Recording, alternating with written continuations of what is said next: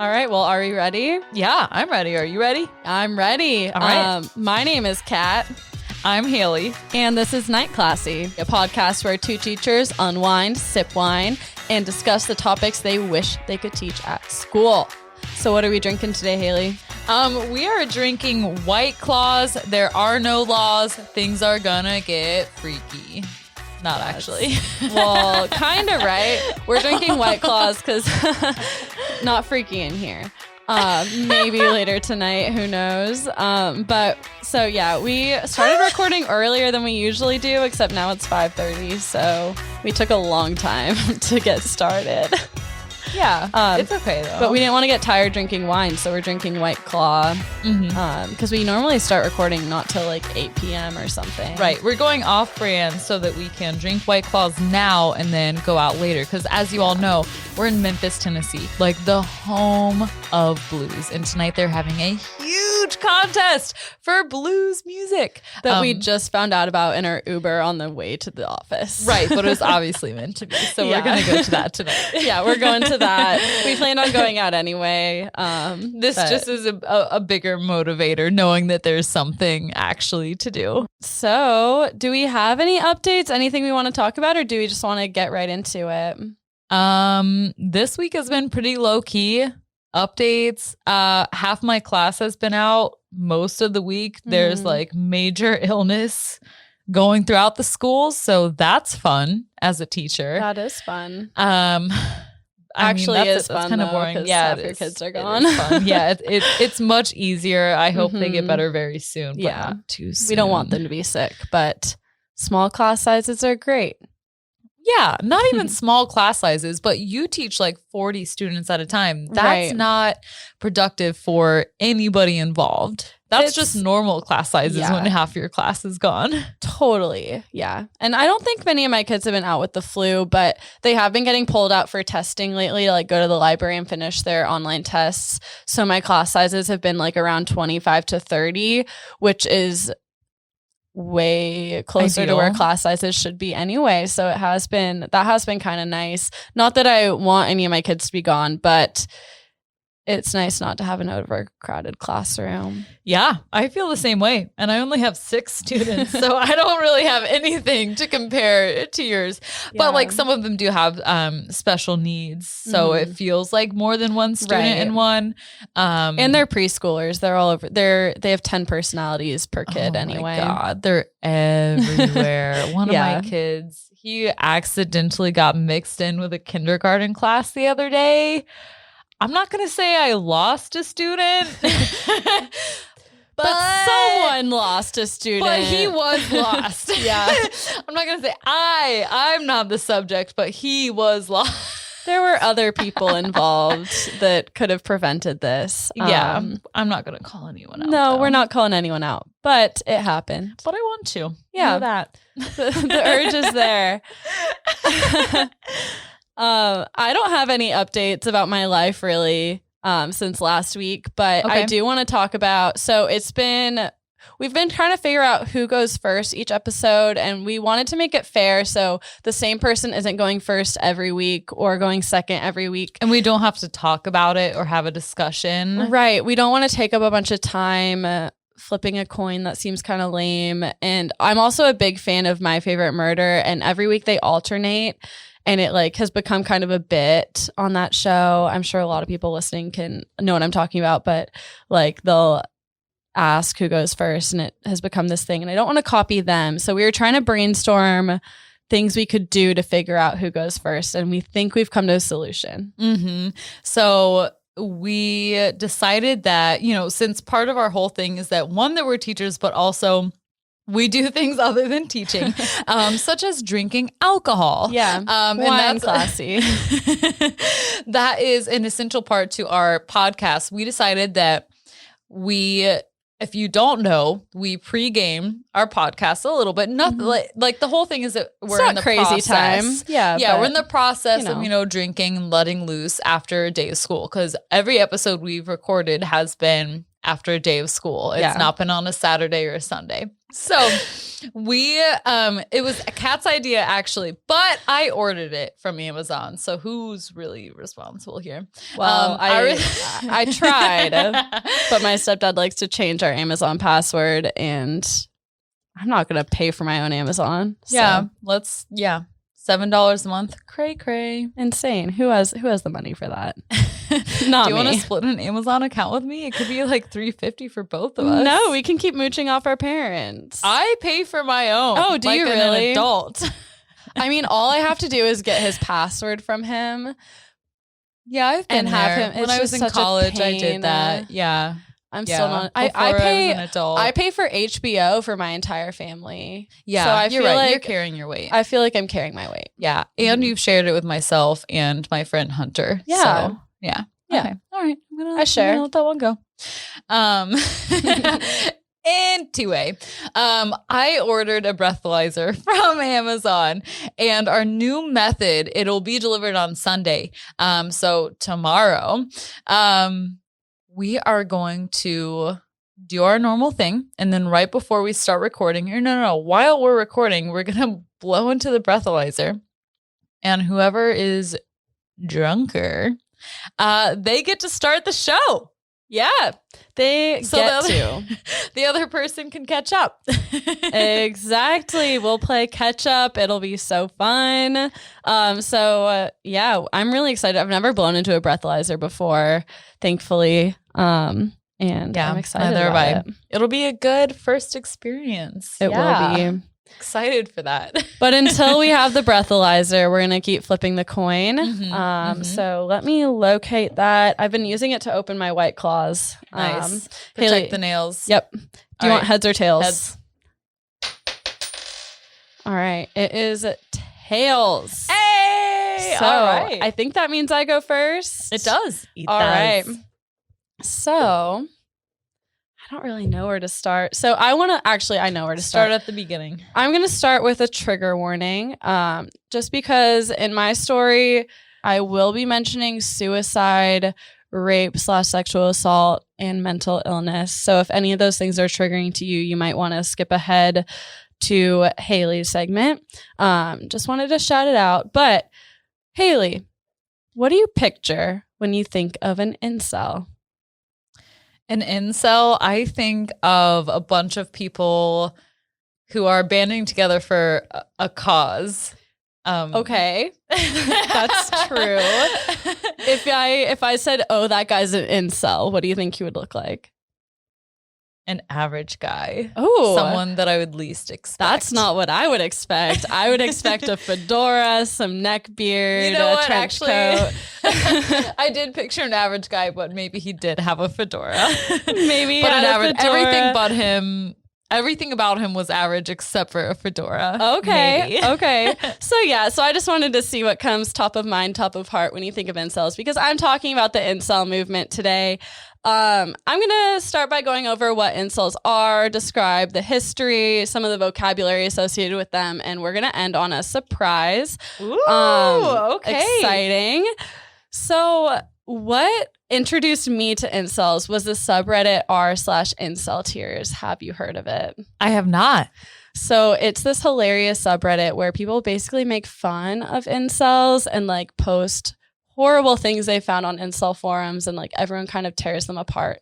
So it's pretty fun. Like a mob. Okay. It's very aggressive and very fun. And that's very aggressive, very fun. And like obviously they pull like the most atrocious posts from them that highlight awful things, pedophilia, violence, advocating for illegal rape, things like that, like just awful things. And it's just like so fascinating to me that people can actually hold these ideas and think that they're right. And like, okay, I think I have a completely different idea of what an incel is than what you're talking about. Because I think of like spies, kind of, not like spies, but like people who have like a mission, who are pretending maybe to be something that they're I think Let me just hear what you're going to say. Totally different pages. Yeah. I just watched Hayley, an episode. what do you think an incel is? I just watched an episode of Nathan For You last night where he created this whole group of incels for Uber who were previously like taxi drivers. I think you're thinking of the word intel. No, he said incels. Sleeper cell. Sleepers. All right. So if you're like Hayley and have no idea what an incel is, I'm about to go over it for you. That's hilarious. I love it. Thank you, Alec. So thanks, Alec. That was very confusing. You were like, no, you're wrong. You dumb idiot. I was just trying to figure out what was going on. You're like, a normal guy. I'm like, a normal guy. You're like, wow, that's so insightful. I want to hear more. And I guess they could just look like a normal guy. And I my goodness, have no idea what's going on. Okay, so according to Wikipedia, my only source for this entire episode is Wikipedia and Reddit. So I'm just gonna put that up front, so I don't have to keep saying Wikipedia. Sources. You know what? They are. Because they're ever changing, adapting with the times. The general population. And I'm interested in hearing from the general population. So, according to Wikipedia, the term incel is a short version of involuntary celibate. So it refers to someone who self-identifies with this online subculture that's based around the inability to find a romantic or a sexual partner, despite the fact that they want one.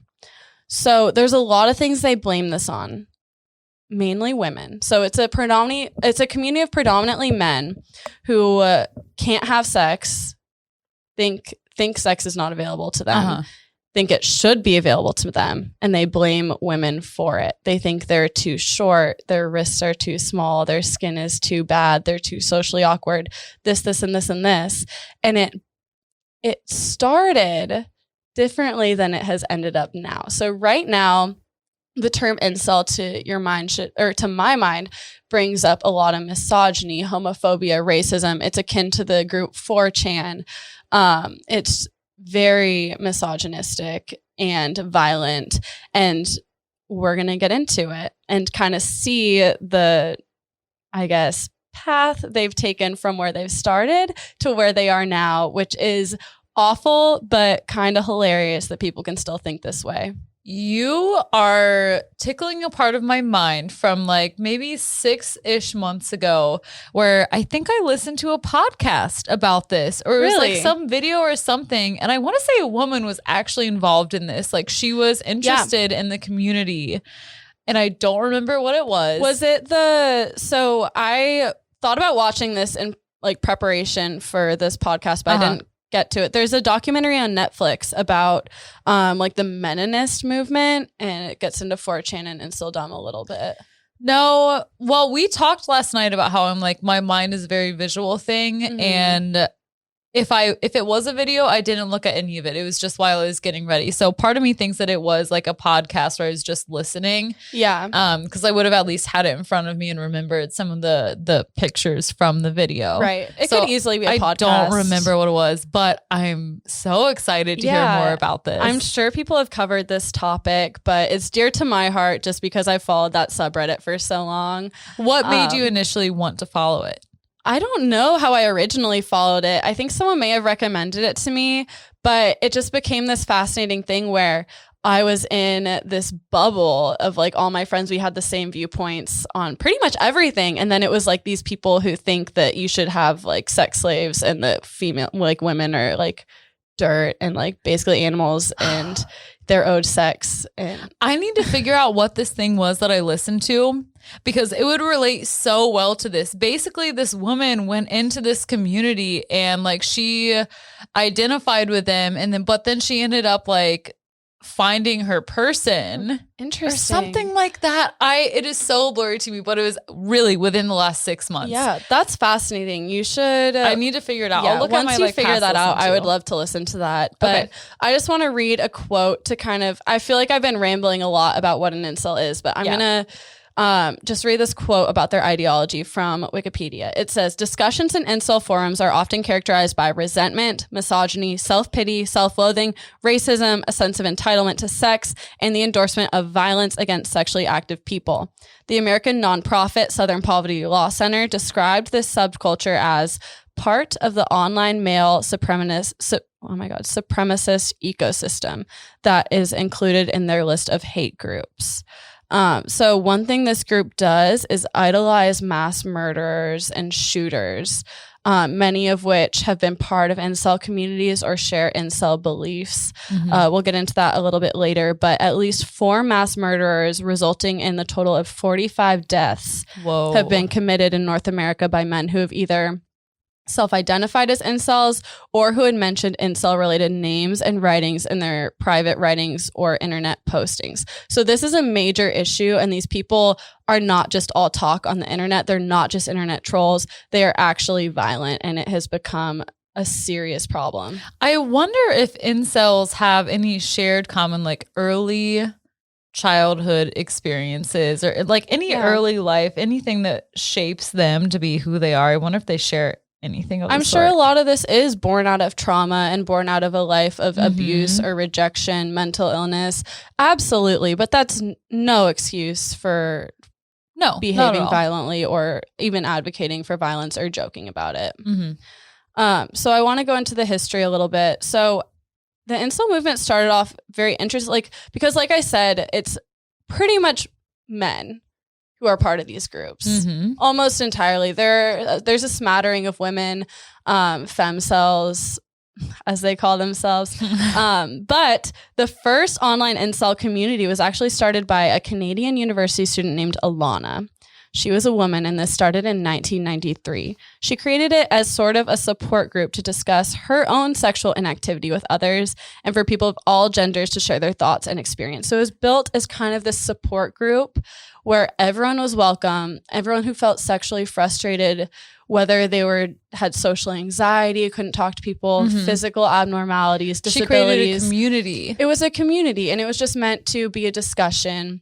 That's what I read about. Yeah, and that's a beautiful thing. Or heard about. Yeah. There's nothing wrong with not being able to get sexual fulfillment, and there's nothing wrong with being frustrated about that. So many people experience that. Absolutely. And I'm not going to downplay that as an issue. That I'm sure hurts self-esteem, contributes to mental illness, what have you. However, this community has taken a harsh right turn and gone somewhere completely different. And so she later, I didn't put this in my notes, but I read about it. She ended up identifying as queer, and that kind of helped her on her sexual path to figure out who she was and who she should really be pursuing. And she ended up growing a lot from this experience and developing a healthy relationship with sex. So she left the project after a while, but it was called Alana's Involuntary Celibacy Project, and they later started shortening it and identifying as incels. So again, this was an inclusive community. And that's how the term was coined? That's how this term was coined. Cool. So this is an inclusive community for people of all genders who are sexually deprived due to social awkwardness, marginalization, or mental illness, etc. So after she handed off this website and moved on, other incel groups started to pop up on the internet. So a couple of the first ones, one of the first ones was incelsupport.com. It was founded in the 2000s, and this was a pretty good one. It was tightly moderated. It banned misogynistic posts, anything violent. It was also just promoting just a place for people to talk about their frustrations in a constructive way, and it was open to everyone. About the same time, this website called love-shy.com came around. It was in 2003. The issue with this site was it was not tightly moderated, and it was quickly taken over by men whose ideology began overlapping with online communities like 4chan. So it became a group of men blaming women for their inability to get laid and advocating violence against women because they felt entitled to sex. Right. Makes sense. It's not me. It's you who Right. doesn't want to have sex with me. So obviously I'm going to lash out violently and that'll teach you your lesson. Exactly. And like teach you a lesson. And like it just became this cesspool of hate. Like you're And they frustrated, feed off of each other. you're pent up, you're feeding off of each other. And like if you're part of one of these online communities, you probably, I don't want to stereotype, but you're probably lonely. You probably spend a lot of time online. You don't feel good about yourself. So you find validation in communities like this, and you tend to like really take on the attitude of those around you in these online chat rooms. And that's kind of what happened. It just like snowballed. And then incel ended up becoming adopted as a term by these kind of people and spreading. And it ended up, like I already mentioned 4chan, but the main areas where incels are now, according to what I've been able to glean, are 4chan and then Reddit communities, which so r/incels came pretty closely after loveshy.com. And I just want to go back and say loveshy.com was originally made for people who were just like shy of meeting other people. Was it like a dating website or just no, a place to communicate? It was just a community for people who were nervous about talking to the other sex and that was affecting them negatively. So it was like kind of, again, like a support group and a place to make friends and talk about this issue to people that can relate to you. And then, like I said, it quickly devolved. And so r/incels was banned in 2017 because they were advocating for violence and rape and pedophilia. And it was very racist and homophobic and sexist and just horrible in all kinds of ways. That's so it was banned. So many people can come together just on that one. Like I personally wouldn't think that like thinking of an incel being like, oh yeah, they probably want to express their frustration this way. But so many of them did. Yeah. And I mean, like the way it started out as a positive thing. And people like, including the founder, were able to get support and then realize who they are and grow from it. And that could have been something really constructive, but it was just taken over by people who were not so constructive.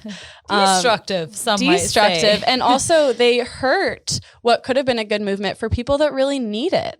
Like this is an issue and this is a source of self-hatred and insecurity for a lot of people. And they've just completely hijacked the movement and made it into something very violent and negative, which is sad. And it's a shame.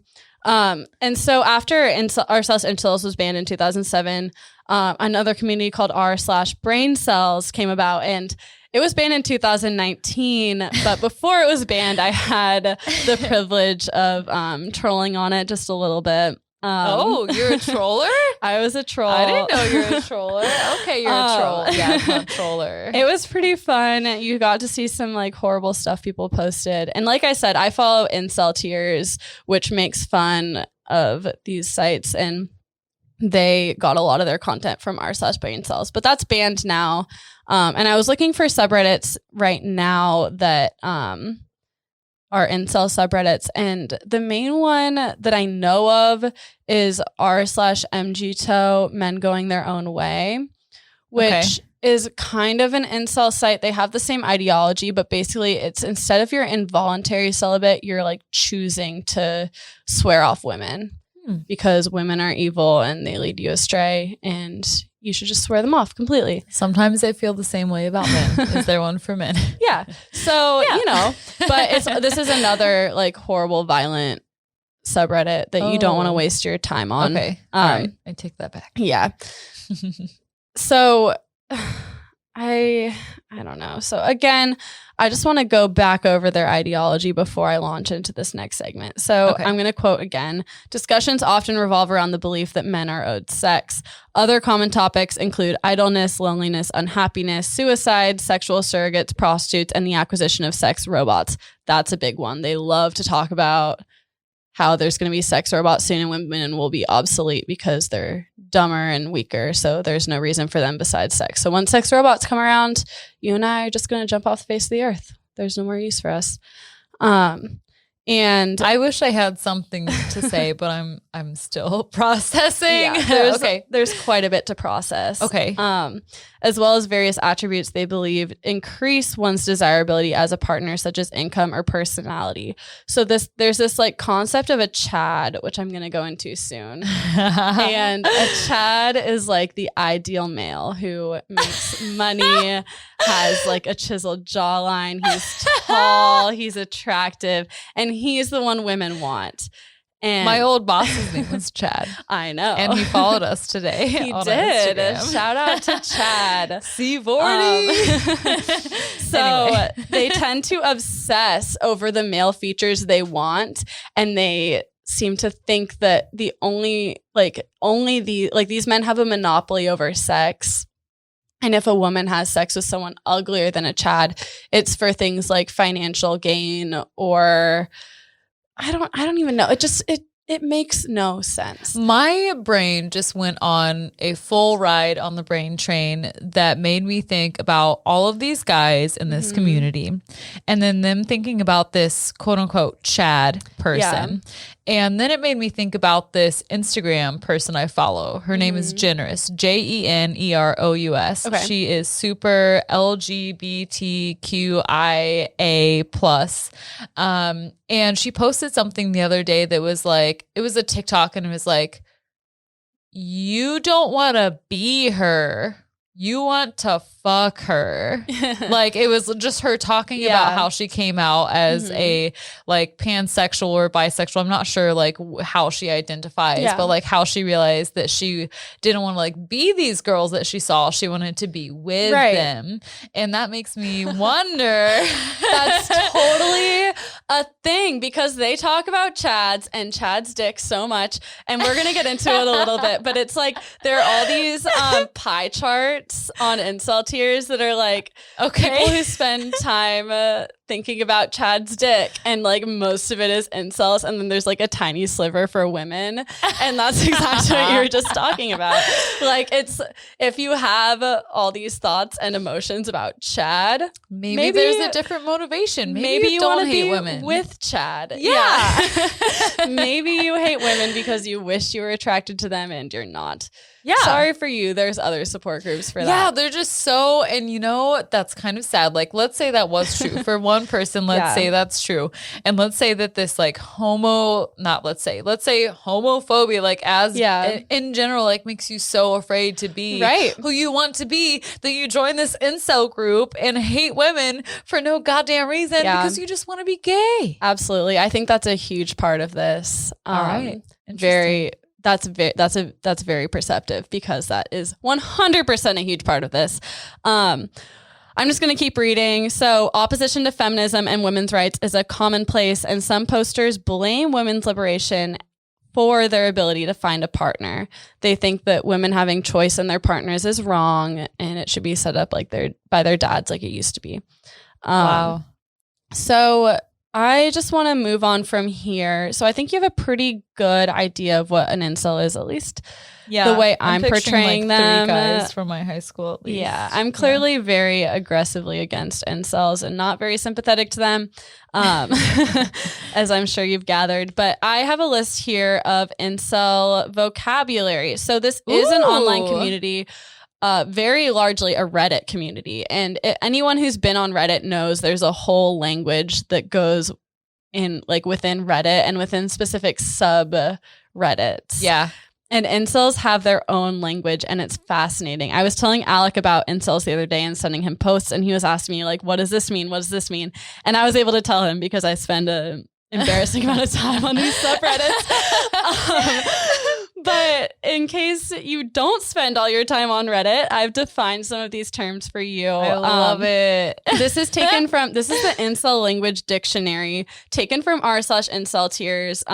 There were originally 96 terms on this list, defined by 36 different contributors. And I'm not going to go over all of them, but I'm going to scroll through and pick and choose some of the ones I've seen a lot. All right. So the first one, it's in alphabetical order. The first one that stands out to me is Becky. So when they say a Becky, that's an average female, versus a Stacy, who is like an above average female. So you have like Stacy's and Chad's, who are the hot popular ones. And are there Stacy's moms? Not that I know. Like extra hot. No. But so it's also older. Like a Stacy is like a hot girl, and like the implication is that she fucks a lot. Yeah. And a Becky is just like kind of like referring to a normal girl, kind of like Becky with the good hair, you know. Yeah. And there's this word called beta bucks, which is a beta male when a girl takes advantage of him. So they're really into alphas and betas. And if you're a beta male who's like not an incel and you have a girlfriend, the idea is that the girl is only with you to take advantage of you in some way. So you might be like a short, shy, normal guy. And if you have a girlfriend, it's because she's after your money or something. So like that. Even if these guys did achieve a relationship, they would still be skeptical and think that there's something less. Yeah. So the thing is, you can be physically not super hot, right? Right. And you can still have a relationship and have sex in your life by being a good person. And they refuse to believe that. And their idea is like, if you are in a relationship and not super hot, it's because a woman wants something from you. Just like being an incel, like it is like a subreddit of Reddit. Yeah. I think that being an incel is a sub feature of something else at play. Oh, many, many things. Mm-hmm. So we're going to move on. So the word cell at the end of incel has been like adopted to mean different things that incel thinks is wrong with them. So a few examples include height. They're very obsessed with height. They think if you're shorter than like 6'3", you're going to have like issues getting women. Yeah, this is all incredibly exaggerated. Weight is a big one. Your dick size, your ethnic background. They all just meet up and are like, all right, let's show each other our dicks. Yeah, basically. Probably that would go back to your who belongs theory. And who doesn't. Yeah. So ethnic background. So they all think like girls basically only want like white chads or like black, like hot black guys. And Wrong. like if you're of Asian descent or something like that, you're like somehow less desirable. And then also I added on wrist size because something I've been seeing on these forums a lot is the term wrist cell, which is all in the wrist. Which is this idea that if you have small wrists, you can't get girls, which is just hilarious.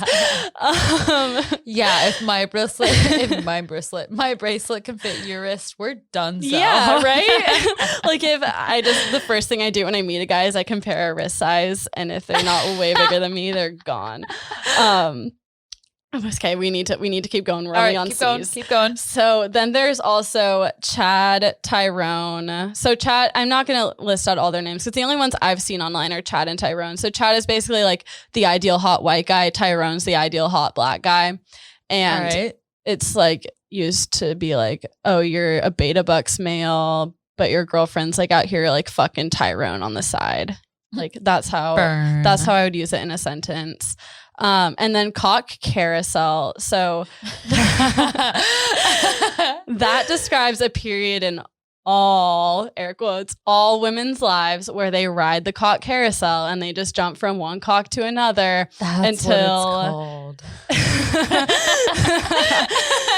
Now I have a word for it. But like they just have this idea in their head where all women are going around like riding cock until they're like too old and like have to settle down with some like beta male. Like slowly the carousel gets slower and slower until it stops and they're just on this one guy and they're like, you're the one. Right. And it's like, yeah, you're the one because I'm a woman, so I can't provide for myself. I'm going to like be with this guy who's below average looking, but can provide for me is like what they think happens. And it's like Stacy's just out here riding the cock carousel until her looks go away, that kind of a thing.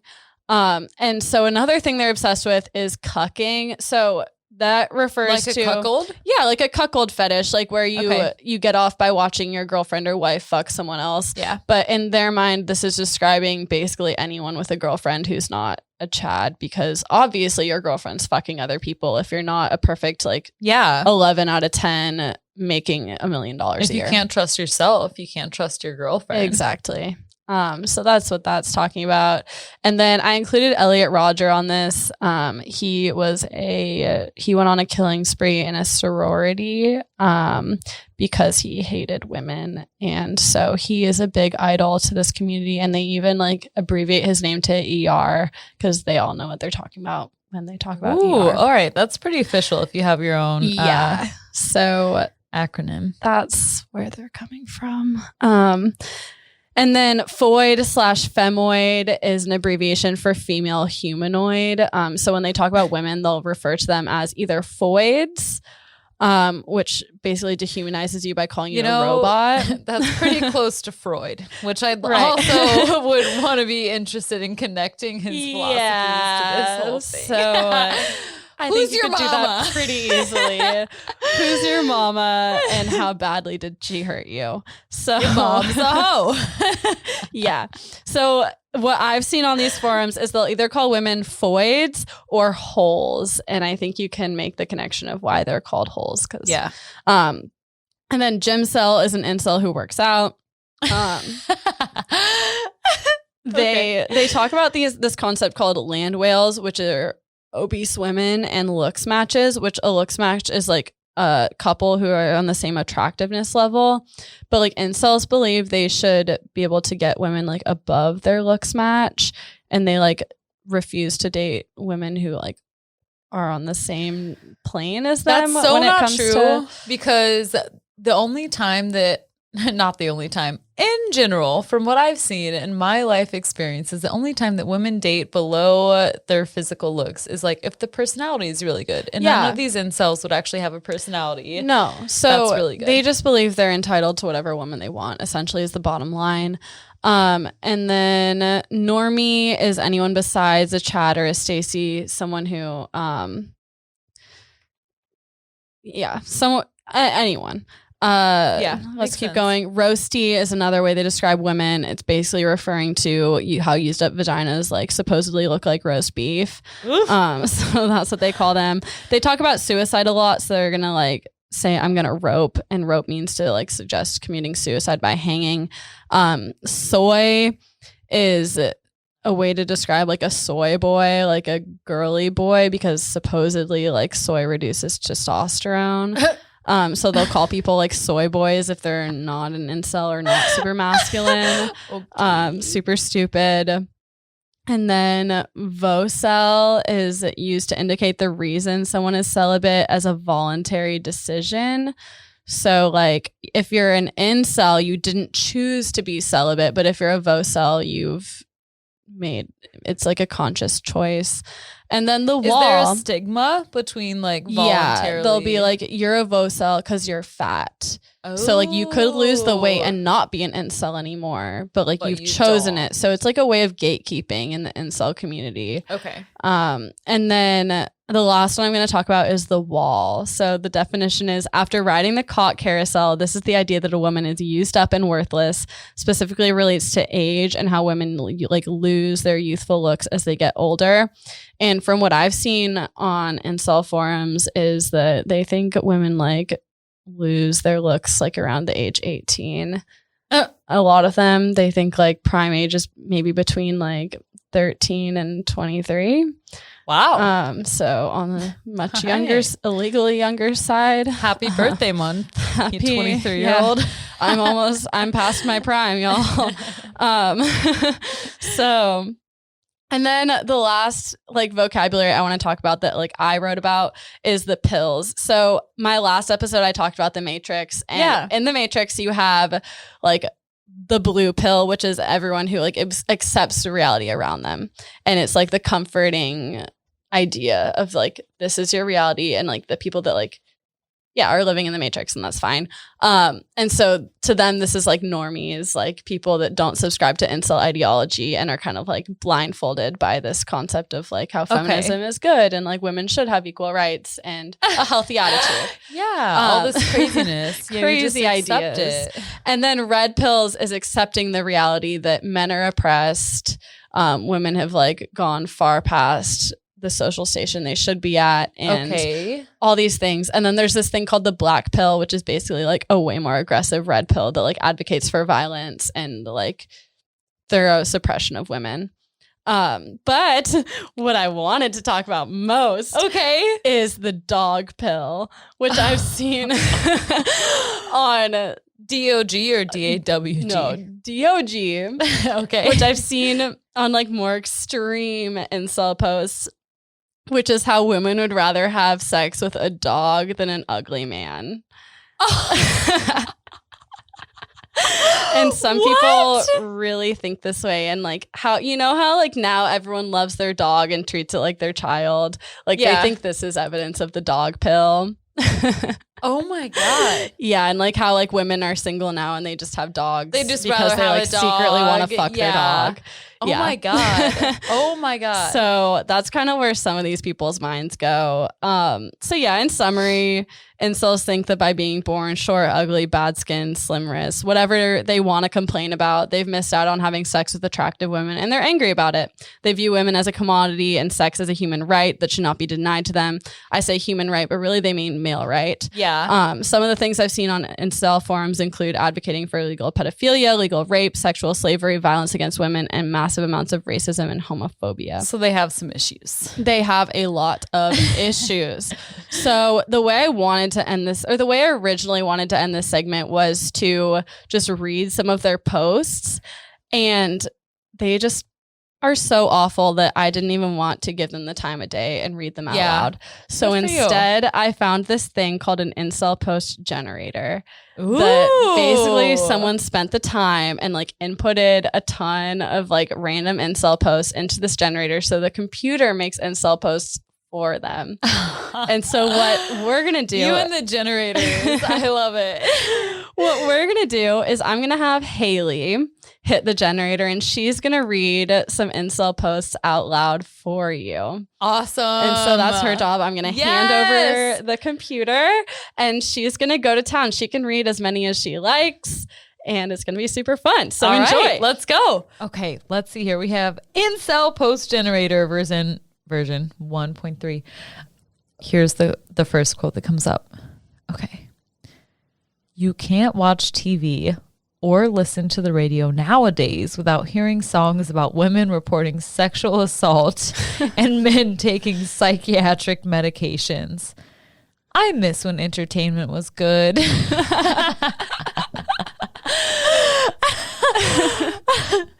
All right, and there's a button that says randomize. I'm going to click it again. Let's see what we get.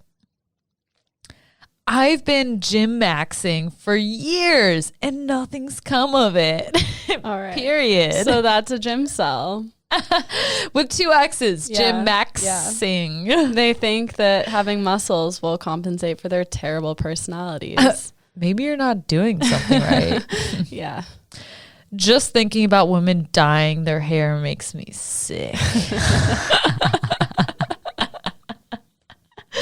I'm not fascist. I just think women have careers is causing an atheist dystopia. The fact that these are all created from a technically unintelligent mind. Yeah. Like, no, these, like, if you read to me a string of incel comments and this, like, random computer generator, you would not be able to tell the difference. the next one is I'm MGTOW, which means Men going their own way. because women doing science is such a turnoff for me. Get off this podcast then. All right. We do so much science. Last one. Liking women is how blue-piled soy boy cucks cope with women bringing about human extinction. I almost feel sorry for them. What does it mean? That was so much good vocabulary in one post. Yeah, I'm that was a excited lot. about That was one. a lot. If that was an Yeah. actual student, I think they would get an A. Yeah. That was Not an pretty A good. plus, but an A. Yeah. Some good vocab. I liked it. All right. Well, thank you for being a good sport and reading Thank those out you loud. for teaching me about incels. I because hope you learned a thing or obviously two. knew nothing. Clearly. I I thought they were sleeper cells. I was so confused. Okay. Which is different. Very different. Well, let's hear a word from our sponsors.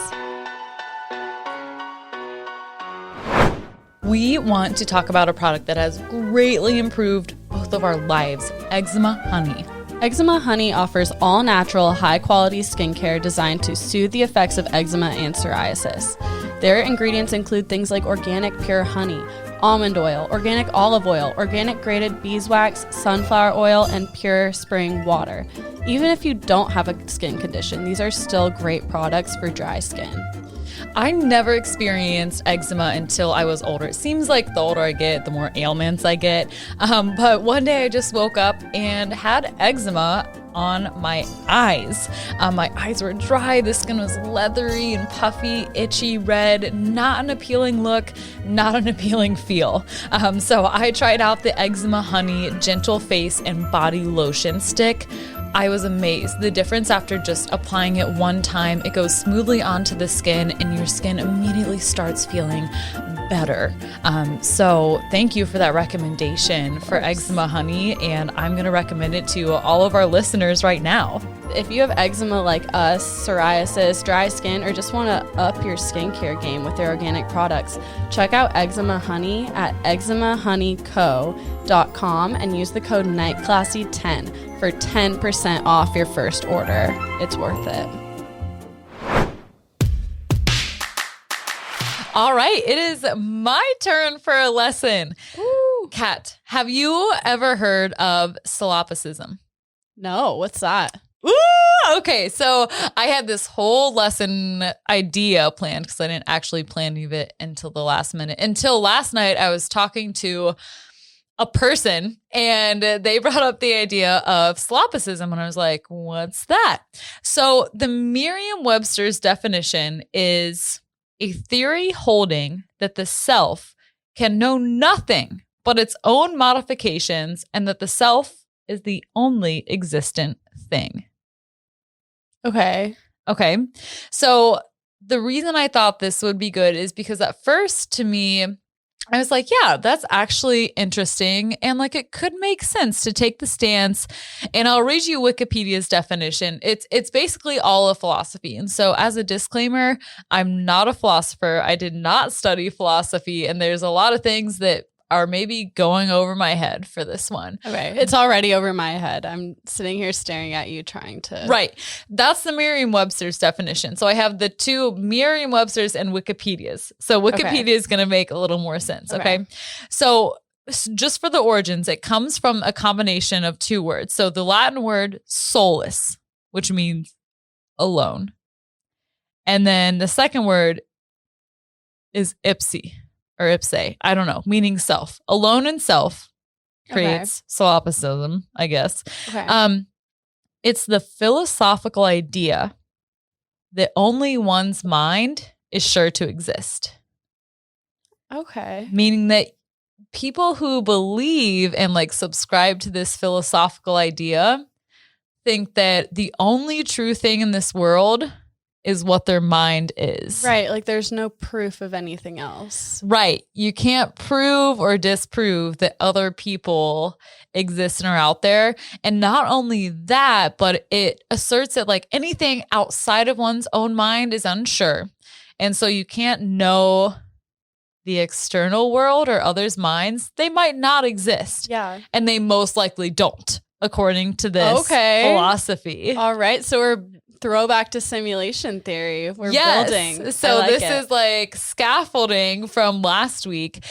So throughout this whole lesson that I have planned, I have like what I found on the internet, and then I have my take. Okay. So like my take on this whole thing is that like everyone has moments of this sloppysism mindset. Like I wake up all the time and I'm like, oh my gosh, like I have to go to work. Like if I don't show up, then like it won't, like maybe it won't really matter because no one else is. But then I wake up and I'm like, oh wait, no, other people do exist. Yeah, other people matter too. Right. Have you ever experienced this or related to this idea that you're the only one? That that only your consciousness exists. I've definitely thought about the possibility, especially like when you're talking about simulation theory, or just like straight up being selfish. Like you said, like I don't need to show up for work and we'll today. touch on that later. Yeah. But as far as like that concrete idea that I'm the only thing that is real, not really. Okay, cool. So another version of my take on this so far is that it is severely based in skepticism. Okay. And so those who subscribe to this belief, which there are not many, I will say, they're solopisists. Okay. And so some people, like one thing that I questioned when I was researching this was, well, how is this different from narcissism? Yeah. Like only giving validity to yourself. So narcissists hold an excessive love for themselves, while people who subscribe to this belief of silopisism, they just question everything else, but everything else except for what they experience. Right. It's not that directly. Everything else isn't important. It's just like the only thing they can know for sure is that they're real. And that everything else they experience was created by their own mind. Yeah. Yeah, that's true. I've definitely thought about the idea that like I don't have an objective view of anything. It's just the way I perceive it in my mind. And that doesn't make totally you feel a little different crazy. Than, it doesn't make me feel crazy. I think that's the wrong word, but it makes me like, it puts in perspective more my own opinions, and that I can like hold one thing as truth, but someone else sees it from a totally different light, and that's their truth. Yeah, I really like that perspective. That's not something that I brought into this lesson plan, but that's an important life lesson. Yeah. Okay, I like that a lot. Most people cite this ideology as a philosophical idea. Thank you. But many times when I was doing research, mental illness was cited several times too. So I'm going to read a couple excerpts from Clara S. Humpston's her article. It's called The Paradoxical Self, Awareness, Sloppysism, and First-Rank Symptoms in Schizophrenia. And this is from 2018. Okay. So just to cover schizophrenia, these the people who have this are typically like, they're described as in her article as minimally aware. And I think that's also like a relative term, like compared to the rest of us. Cause I think that they're minimally aware on which maybe is like actually going on to the rest of us, but their focus shifts. So it's not that they're like minimally aware. Okay. They're just aware of more things that go on in their mind. And that's something that she touched on, is that like to them, they're the only one in control and they're alone in their mind, despite being the center of their own world. Okay. So to me, like having schizophrenia, this is a huge source of pressure that can lead to this cycle of unease, Right. like a loss of control, because you feel like you have all the control. So anything that your mind can make up becomes true, because maybe the only things that are true come from your mind. Right. Okay. Are you following? I understand that. Okay. That's interesting. So she discusses the idea that solopsism. I lost my page here. Okay. That it's someone losing control of their own thinking process. Okay. And she brings up our personal excerpt from someone who has schizophrenia. Their last name is Payne. And she describes her own experiences as such. Here is a related conundrum. Are you in control of your own thoughts? It sounds like a very odd question, but it's at the core of the experience of schizophrenia. A dying person who is normal even a person in front of a firing squad has choices. A psychotic person is less, even minimally, in control of his thoughts.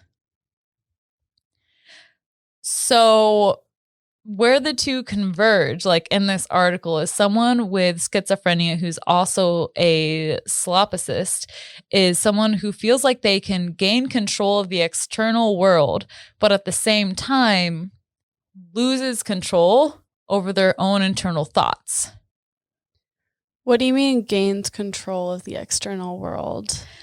Because the whole philosophy is that everything that happens to you externally happens because of your thoughts. Mm-hmm. Okay. So could you imagine, like, let's say I did something to you, like, let's say you let me borrow one of your tops, and it was a white top and I got a red wine stain all over it. Yeah. And let's say you had schizophrenia and you we're going for it. Let's say you were in this predicament where you're schizophrenic and you also are a slopsist. Good Lord.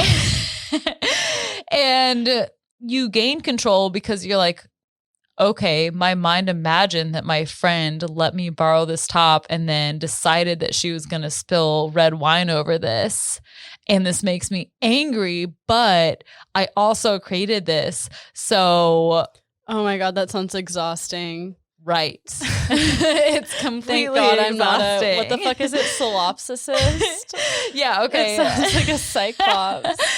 Yes, and so I'll get into the history of it all here in a minute, because not many people actually subscribe to this. It's more of a branch off of the philosophical.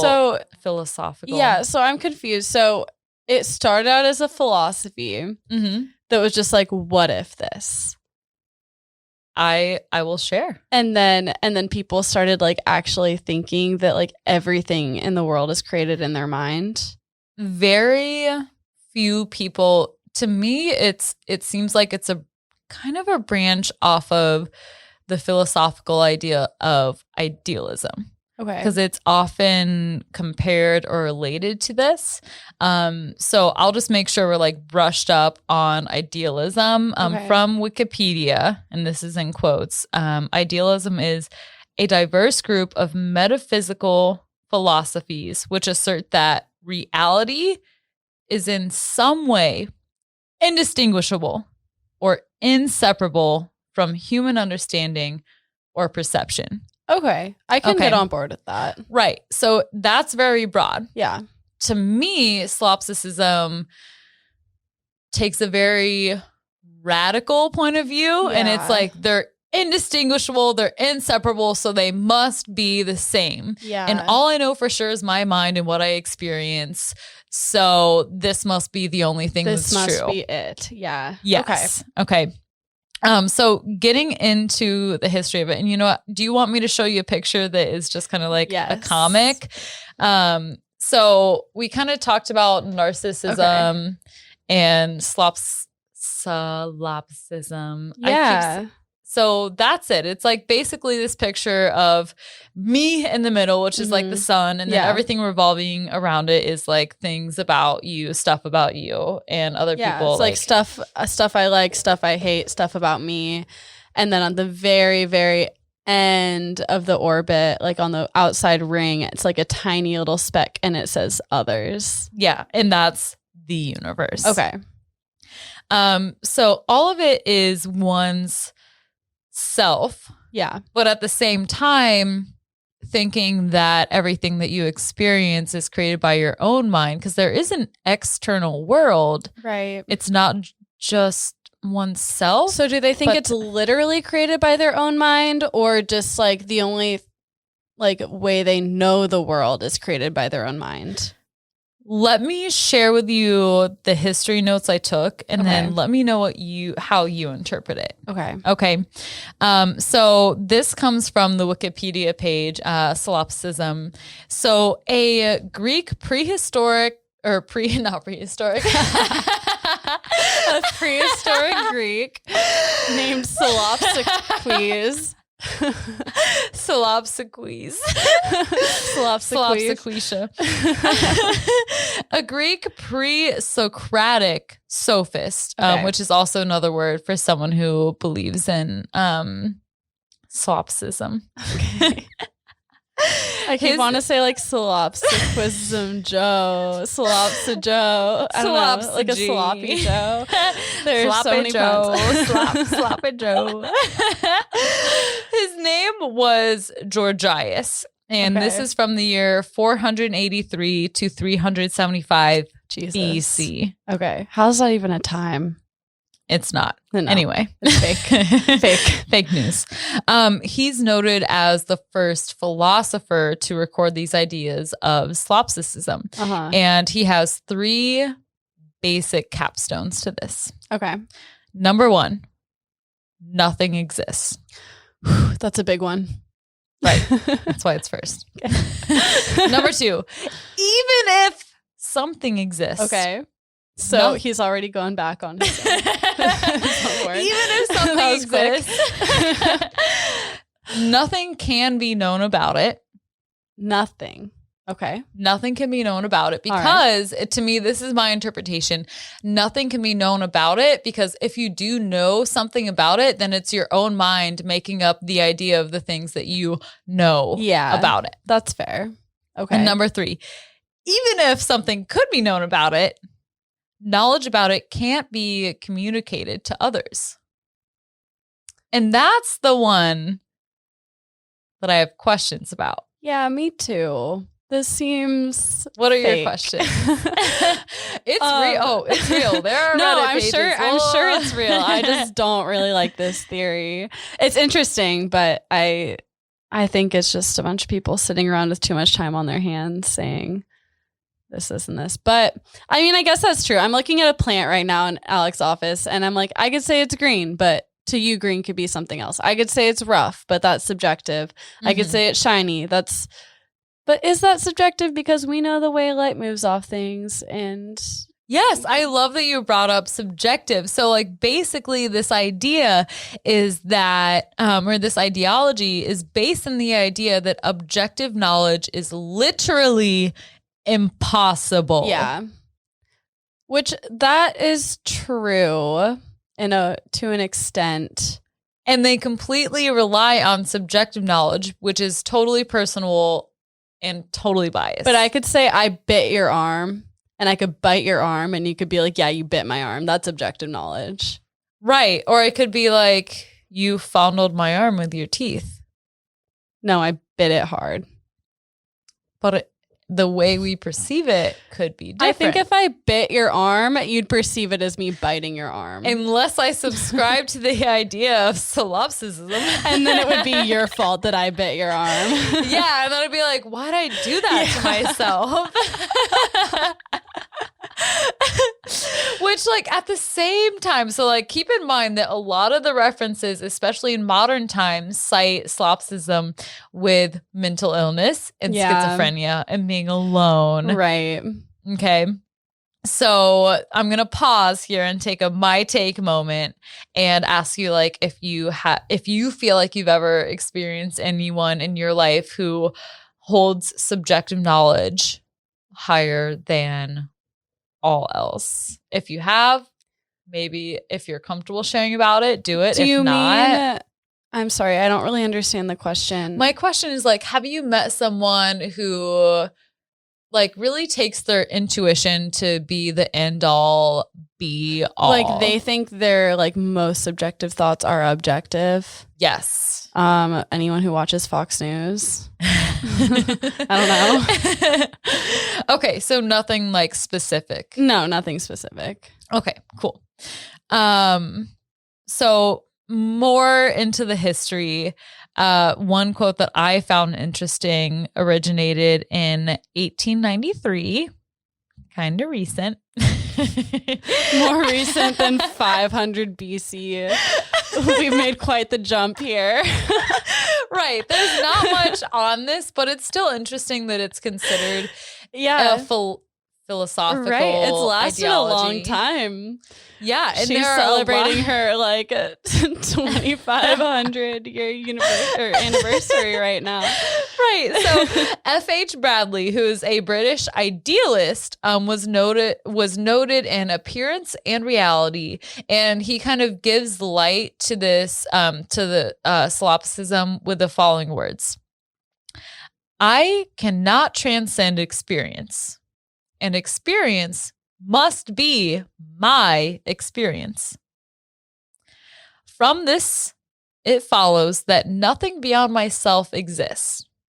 For what is experience is its selves, is yourselves state. If someone looked me in the eyes and said this, I would punch them in the nose. That's like the guy today. We were walking around downtown Memphis just getting ready for today's episode, and we walked into this diner. Yeah, it was not a diner though. It was called the Diner, and then it was the weirdest restaurant I've ever been in. It was like a bougie. The light set me off because it was like Waffle House's lighting. Yeah, but like Longhorn Steakhouse's prices. And high prices. And then there was nothing on the menu. There were like 5 things, and it was mostly just blank space. Yeah, it was very weird. Super weird. The intro to the whole experience was us walking into the restaurant about 25 seconds after this other guy walked in. And we walk in, and he's just waiting there in the foyer, and he turns to us, and he has like this jacket on. He has kind of like long, disheveled hair, and he turns to us, kind of whips his head around. He's like, hey, can I tell you something? And Kat and I just stared at him. We're like, where's this going? So blankly. And we're like, maybe if we don't move, we'll be invisible. And he's just looking at us, and we're looking at him. None of us say anything for like 10, 15 seconds. And he's like, are you ready? I think I said yeah. And he breaks out into song. Yeah, what song did he sing Bruno again? Mars. Yeah. If I Was Your Man. Yeah. And it was, what was this, the chorus? I don't even remember. I don't either. It's like, you look. Oh, yeah. You know what? That's not Bruno Mars. What song is that? That's Ed Sheeran, I think. Yeah, it was Ed Sheeran. That sounds more right. Yeah. Tonight. Yeah. Something like that. It was He sang like 2 lines, and then we were still paused just looking at him. And it was so uncomfortable. And like then there was one waitress working in there, and she came up to us, and she's like, so 3? And we're like, no, 2, please. And she looks at us, looks at him, and kind of gives this like, well, face. Well, it's not going to be 3. And the guy, like, before she came up though, he sang those 2 lines, paused for like 5 seconds, and then sang another line. Yeah, and then she came up, and he's like, well, and then we started walking away to our table, and he's like, well, how'd you like it? Yeah. We were like, as we're walking away, it was great, honey. Like, please just go away. Yeah. Walk right back out the door to the sidewalk where you came from. Right now. Maybe he was someone who believed that only his experiences were reality, and he might as well just try it because no one else was real. Would be the only excuse for that, besides a lot of drugs and alcohol. Yeah, like I said before, he was definitely influenced. Yeah. For sure. Poor guy. And also, briefly before we move on, can we mention how you threw me under the bus when we walked out of that restaurant because we didn't want to eat there? I did. I like, for some reason, part of me wants to like give a reason behind my actions. I don't know why. And I did it earlier this week and was like, I don't have any Neither of us wanted to eat there because there was nothing on the menu. Bad. And Hayley walks out and she goes, ma'am, I'm really sorry. We're leaving. We didn't even have to say anything. I was just going to walk out. I wasn't going to. I knew from the start I wasn't just going to walk out. She just had to go, my friend's vegetarian and she can't eat anything here. Bye. Even though there were like 4 vegetarian things on the menu. I know. She goes, and then she starts suggesting things. And I was like, no. And it made it so much worse. And I was so mad at you. I know. I'm really sorry. Like I said, my filter is not always there. But I appreciate that you're still here with me. Yeah, like barely. 7 hours I was later. pretty mad. Were you actually mad? No, but I was just like funny mad. I knew you were gonna do it too. I was ready to walk out, and then you just walked up to the bar, and I'm like, I know what this bitch is gonna say. Even though I was the one that was like, we can just stay, it's fine. Like, there's something. No, we had to go. It was the weirdest place I've ever been in. Yeah. It was terrible. Maybe they have a better dinner option. Maybe I think they just opened.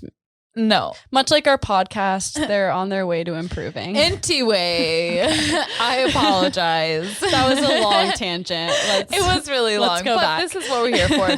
So basically what's left of my notes. So you have I think what I can tell, like a pretty good idea of what this whole ideology is about. Such a good idea.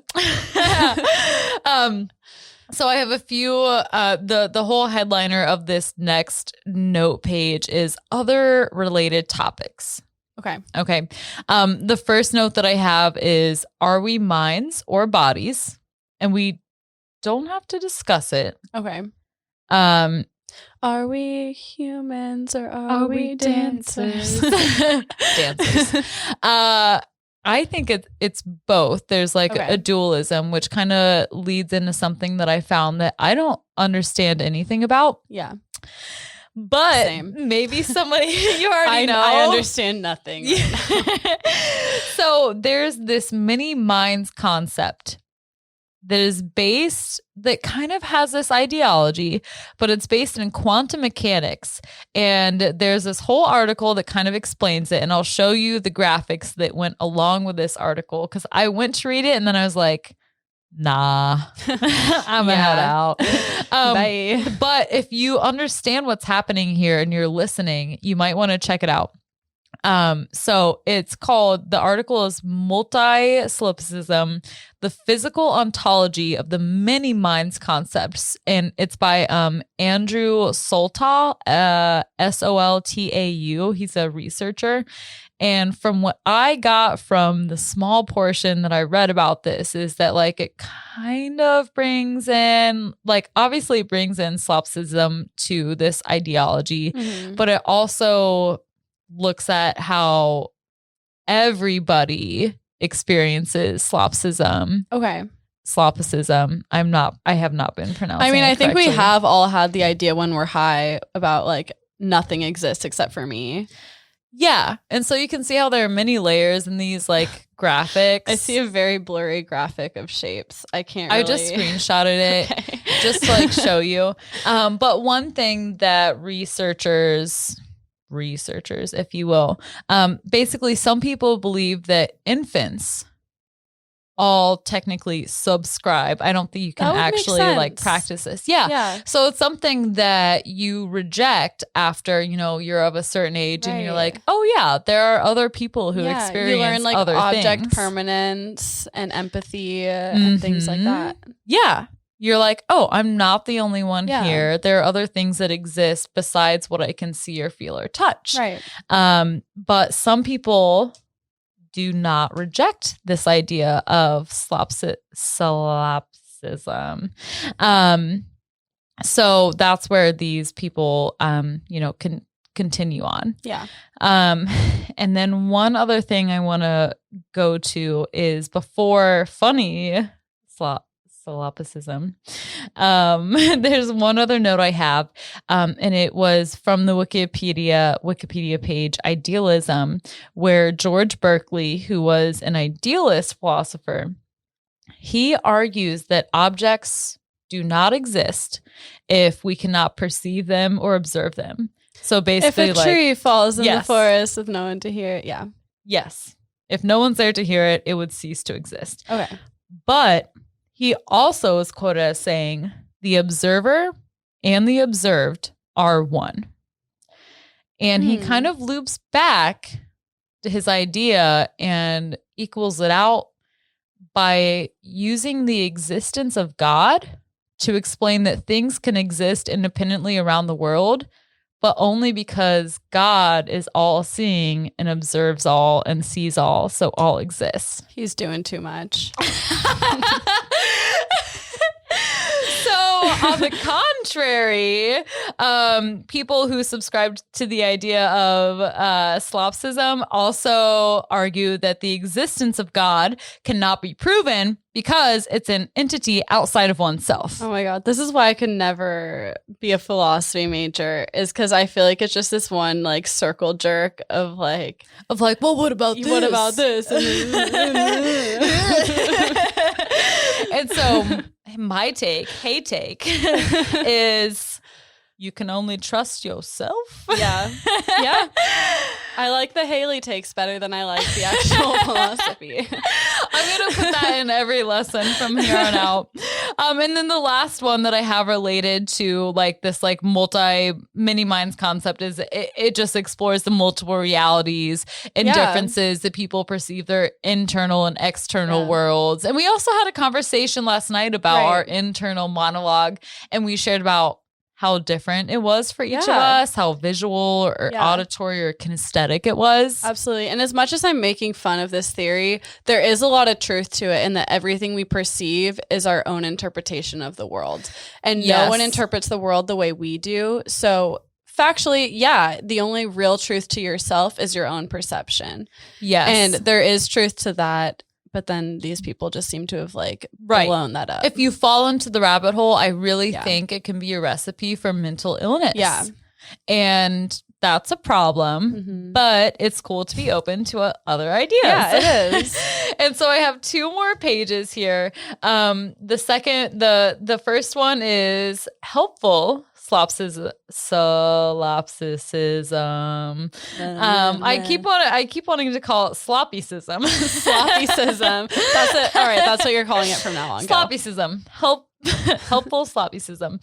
The first picture I have is a quote that just says, and you may have seen it, the only limits that exist are the ones in your own mind. Okay. Which just gives power to the own mind. And then that's all I have for that one. And then I have funny sloppysism. And the first one is a my take, a hey take. And there's a subreddit that's r/sloppysism. And I read through it today, and there was none that were notable enough for me to be like, I should cite that on my podcast, because it was, not to offend anyone, but take offense if you will. It was so fucking ridiculous because they were all discussing the idea that they're alone and nothing else exists with each other. That's Reddit in a nutshell. So much narcissism, and I'm the only thing that matters, but then you're talking to everyone else. Yes, and so it's funny that you brought up narcissism because we talked about that, but I also want to bring up I'm so bad at pronouncing things. Nihilism. Nihilism. So the philosophical nihilism is the extreme skepticism maintaining that nothing in the world has a real existence. And I have this meme. It's like the guy with the bowl cut who looks like his whole world has been rocked. And he's like, ugh. And it says, what if my nihilism is really just sloppysism? Oh my God. Okay. And then I'm going to show you this other one later. And then the last one is this white college kid in a classroom, and he has this like grin on his face, and he's like looking at someone.